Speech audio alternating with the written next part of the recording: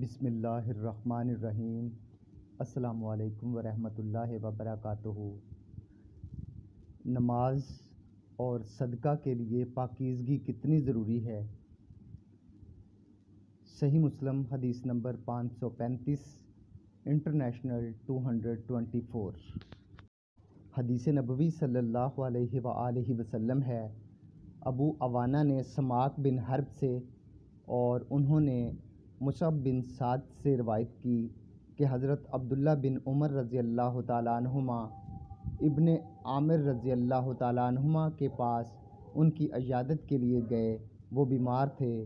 ابن عامر رضی اللہ تعالیٰ عنہما نے کہا، ابن عمر رضی اللہ تعالیٰ عنہ، کیا آپ میرے لیے اللہ تعالیٰ سے دعا نہیں کریں گے؟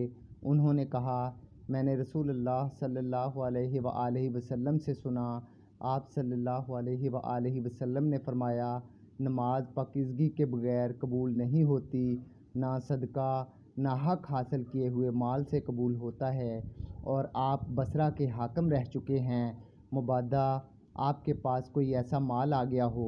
اللہ تعالیٰ سے دعا ہے اللہ تعالیٰ پاکیزگی اور قرآن مجید، احادیث نبوی صلی اللہ علیہ وآلہ وسلم پر عمل پیرا ہونے کی توفیق عطا فرمائے۔